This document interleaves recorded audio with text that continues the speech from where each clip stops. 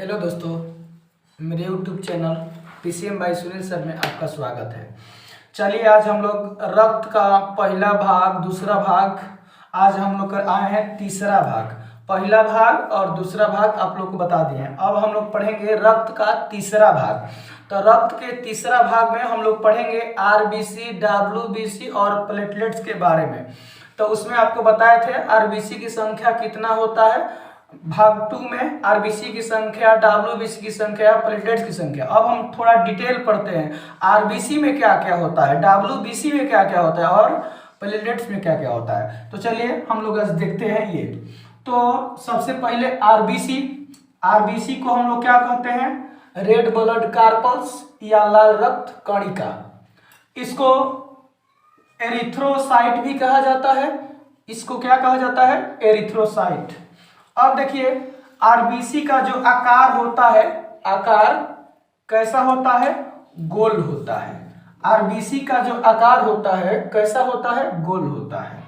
और ऊंचाई पर जाने से आकार बढ़ जाता है। और आरबीसी का जो आकार होता है, जब हम लोग ऊंचाई पर जाते हैं ना, तो इनका आकार जो होता है, आरबीसी का आकार बढ़ जाता है। कब कि जब हम लोग ऊंचाई पर जाते हैं तब।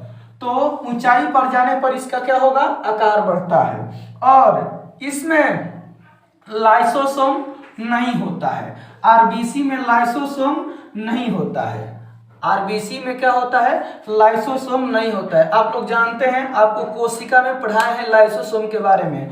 लाइसोसोम को आत्महत्या की थैली कहा जाता है। लाइसोसोम को आत्महत्या की थैली कहा जाता है। ये जो है सड़े गले, हमारे शरीर के अंदर जो कुछ भी सड़ गल जाएगा उसको ये भक्षण करता है, यानी उसको खाता है, उनको समाप्त करता है लाइसोसोम। लेकिन इसमें लाइसोसोम नहीं होता है। किसमें, आरबीसी में लाइसोसोम नहीं होता है। अब हम लोग चलते हैं केंद्रक। केंद्रक आप लोग जानते हैं, केंद्रक का खोज रॉबर्ट ब्राउन ने किया। केंद्र इसमें होता है डीएनए होता है। इसलिए अगर कोई आपसे पूछे कि अगर आरबीसी से डीएनए चेक हो सकता है, तो नहीं। क्यों नहीं, क्योंकि आरबीसी में केंद्रक नहीं होता है, केंद्रके में डीएनए होता है। हम लोग जानते हैं कि जब आरबीसी में केंद्रके नहीं होता है तो हम लोग का डीएनए चेक नहीं होगा, क्योंकि केंद्रक में ही डीएनए होता है और आरबीसी में केंद्रक नहीं होता है। इसलिए हम लोग का आरबीसी से डीएनए चेक नहीं होगा। हम लोग के बाल से चेक हो जाएगा, हम लोग के थूक से चेक हो जाएगा, सबसे डीएनए चेक हो जाएगा, लेकिन आरबीसी से डीएनए चेक नहीं होगा। चलिए अब, और रुधिराणु, रुधिराणु में सबसे अधिक यही रहता है, 95%। 95% रुधिराणु में यही रहता है। आप लोग को बताया है कि आरबीसी की मात्रा कितनी होती है, 50 लाख यानी 5 मिलियन। और डब्ल्यूबीसी की मात्रा कितनी होती है, 10,000। और प्लेटलेट्स की मात्रा कितनी होती है, तो 2 लाख। तो इनमें सबसे अधिक होता है कौन चीज, रुधिराणु होता है 95%, यानी आरबीसी रुधिराणु में सबसे अधिक होता है। अब इसमें देखिए, आप लोग जानते हैं कि आयरन से हीमोग्लोबिन बनता है। आयरन से क्या बनता है, आयरन से हीमोग्लोबिन बनता है। और हीमोग्लोबिन से आरबीसी बनता है। और आरबीसी से क्या बनता है, ब्लड बनता है। इसलिए बच्चों को आयरन का गोली दिया जाता है। तुम लोग को मालूम है कि बच्चों को स्कूलों में आयरन का गोली दिया जाता है। क्यों, क्योंकि आयरन का गोली दीजिएगा तो हीमोग्लोबिन बढ़ेगा। जब हीमोग्लोबिन बढ़ेगा तो आरबीसी बढ़ेगा। जब आरबीसी बढ़ेगा तो खून बढ़ेगा। इसलिए बच्चों को स्कूलों में, आप लोग मालूम होगा कि आपको बताए थे भाग 1 में कि महिला में आरबीसी की मात्रा 13 ग्राम पर डेसीलीटर तथा पुरुष में आरबीसी की मात्रा कितना होता है, 14 ग्राम पर डेसीलीटर होता है। और इससे थोड़ा सी कम हुआ तो हम लोग को खून की कमी से कौन रोग होगा, एनीमिया रोग हो जाता है, जिसको हम लोग कहते हैं रक्त अल्पता। क्या कहते हैं, रक्त अल्पता, मतलब रक्त की कमी। तो रक्त अल्पता रोग हो जाएगा। अगर हम लोग में अगर आरबीसी की कमी हो जाएगा तो कौन रोग हो जाएगा, रक्त अल्पता रोग हो जाएगा, यानी एनीमिया रोग हम लोग को हो जाएगा। अगर आरबीसी की मात्रा कम हो गया तो कौन रोग हो जाएगा, एनीमिया हो जाएगा। इसलिए आयरन का गोली हम लोग को खाना चाहिए ताकि हीमोग्लोबिन बढ़े। जब हीमोग्लोबिन बढ़ेगा तो आरबीसी बढ़ेगा, जब आरबीसी बढ़ेगा तो ब्लड बढ़ेगा, और जब हम लोग का ब्लड अवेलेबल रहेगा तो फिर हम लोग का एनीमिया रोग नहीं होगा।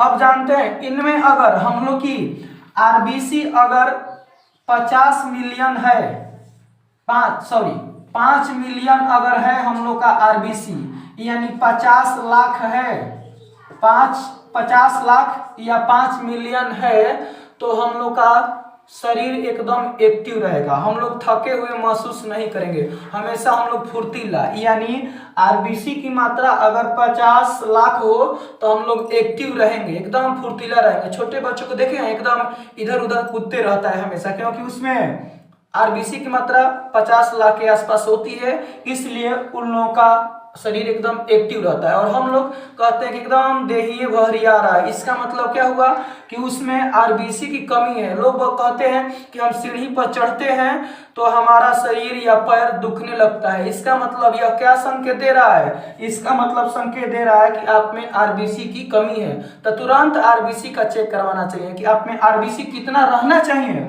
आरबीसी क्यों रहना चाहिए? हम लोग को 50 लाख रहना चाहिए, और थोड़ा सा कम होगा जब आप सीढ़ी पर चढ़िएगा, थोड़ा पैदल चलिएगा तो तुरंत आपका पैर दुखने लगेगा, माने कुछ काम करने पर तुरंत थक जाइएगा, एक्टिव नहीं रहिएगा।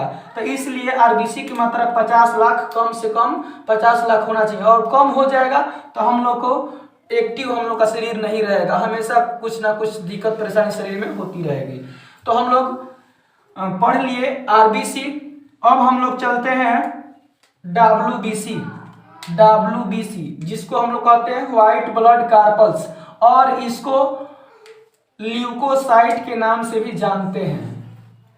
ल्यूकोसाइट, इसको ल्यूकोसाइट के नाम से भी जानते हैं। और है इसका जो आकार कैसा रहता है? आकार एकदम अनियमित होता है, नियमित एक आकार नहीं होता है, एकदम अनियमित, माने किसी तरह इसका नियमित आकार नहीं, ना आयताकार ना त्रिभुजाकार, किसी भी प्रकार की इसका आकार नहीं होता है, अनियमित होता है। और इसमें केंद्रक होता है, डब्ल्यूबीसी में केंद्रक होता है, इसलिए डब्ल्यूबीसी से हम लोग का डीएनए चेक हो सकता है। डब्ल्यूबीसी से हम लोग का डीएनए चेक हो सकता है क्योंकि इसमें क्या होता है? केंद्रक होता है। लेकिन आरबीसी में केंद्रक नहीं होता है, इसलिए आरबीसी से हम लोग का डीएनए चेक नहीं हो सकता है, लेकिन डब्ल्यूबीसी से हम लोग का डीएनए चेक हो सकता है क्योंकि इसमें केंद्रक होता है। इसका मुख्य काम क्या है डब्ल्यूबीसी का? यह रोग से रक्षा करता है। यह रोग से क्या करता है? रक्षा। हम लोग को कोई भी रोग नहीं होगा अगर डब्ल्यूबीसी की मात्रा हम लोग के शरीर में 10,000 हो। अगर डब्ल्यूबीसी की मात्रा हम लोग के शरीर में 10,000 हो तो किसी प्रकार का रोग नहीं होगा, क्योंकि यह रोगों से क्या करता है? लड़ता है, रोगों से लड़ता है या रोगों से रक्षा करता है। इसमें देखिए डब्ल्यूबीसी में क्या क्या होता है? एंटीबॉडी, सबसे पहले एंटीबॉडी होता है हम लोग के शरीर में। डब्ल्यूबीसी में होता है एंटीबॉडी। कोनो अगर वायरस, जैसे मान के चलो कोरोना ही वायरस जो प्रवेश किया ना, तो तुरंत एंटीबॉडी क्या करेगा? तुरंत उसको कहेगा काहेला इधर आ रहा है, जाओ भागो। तो एंटीबॉडी, अगर एंटीबॉडी की बस की बात नहीं रहेगी तो क्या करेगा? लिम्फोसाइट के पास जाएगा। अगर एंटीबॉडी के बस की बात नहीं रहेगी तो किसके पास जाएगा? लिम्फोसाइट। कहेगा कि लिम्फोसाइट चलो कोरोना आ रहा है, तो ये दोनों मिलकर लिम्फोसाइट क्या करेगा? उस वायरस को मार देगा, उस वायरस को मार देगा। वो तो मर गया, तो उस वायरस को लेके जाएगा कौन? तो एंटीबॉडी किसके पास आएगा? मोनोसाइट के पास आएगा। मोनोसाइट के पास आएगा और कहेगा कि चलिए हम एक वायरस को मारे हैं, उसकी लाश को उठाना है। तब ये मोनोसाइट जाएगा और उसका भक्षण करेगा। भक्षण माने उसको समाप्त करेगा। किसको? उस वायरस को। फिर से यहाँ आप लोग समझिए, यानी डब्ल्यूबीसी क्या करता है? रोगों से रक्षा करता है। डब्ल्यूबीसी क्या करता है? रोगों से रक्षा करता है। यह हमने के शरीर में रोग रक्षक बोला जाता है। और हमने के शरीर में क्या होता है? डब्ल्यूबीसी में एंटीबॉडी होता है। एंटीबॉडी, यानी हम लोग के शरीर में कोई भी वायरस प्रवेश किया तो सबसे पहले एंटीबॉडी निकल के झांकने लगता है और कहता है वायरस को, तू इधर कहाँ आ रहा है, यानी वायरस को मारने का प्रयास करता है। लेकिन अगर एंटीबॉडी के बस की बात नहीं रहे तो ये किसके पास जाता है, लिम्फोसाइट के पास जाता है और लिम्फोसाइट से कहता है कि देखिए शरीर में एंटीबॉडी ये वायरस प्रवेश कर रहा है, तब लिम्फोसाइट तैनात होके जाता है और तुरंत उस वायरस को मार देता है। और जब उस वायरस को मार देता है तब एंटीबॉडी क्या करता है, जाता है मोनोसाइट के पास। और जब मोनोसाइट के पास एंटीबॉडी आया और कहता है कि चलिए हम एक वायरस को मार दिए हैं, तब ये क्या करता है, मोनोसाइट उस वायरस का भक्षण करता है, यानी खा पी के उसको समाप्त कर देता है। इस तरह से हम लोग, यानी अगर किसी प्रकार अगर हम लोग के शरीर में WBC की मात्रा कमी हुआ, अगर WBC की मात्रा कमी हुआ तो हम लोग का जो शरीर है एकदम, किसी को देखे हैं बहुत तुरंत रोगी हो जाता है, या कहीं धूप में निकला तुरंत उसका बुखार हो जाता है, यानी एकदम लगता है कि उसका शरीर में कोई जाने नहीं है, तुरंत उसको सर्दी बुखार या हमेशा लगता रहता है, यानी उसका जो शरीर होता है एकदम लगबे नहीं करता है कि तुरंत उनको क्या हो जाता है, तुरंत रोगी हो जाता है, यानी उनमें क्या है, WBC की कमी है। एक से साफ साफ स्पष्ट होता है कि WBC की उसमें क्या है, कमी है। अगर WBC का कमी रहेगा तो उसका शरीर तुरंत ही रोगी हो जाएगा। इसलिए कम से कम हम लोग में WBC की संख्या कितनी होनी चाहिए, 10,000 होनी चाहिए, कम से कम 10,000, ताकि यह WBC ही रोगों से क्या करता है, रक्षा करता है, हम लोग को रोगों से रक्षा करता है। यही मान के चलो कि अगर WBC कम रहेगा तो हम लोग कई प्रकार का रोग हो सकता है, कोनो वायरस आके प्रवेश कर जाएगा।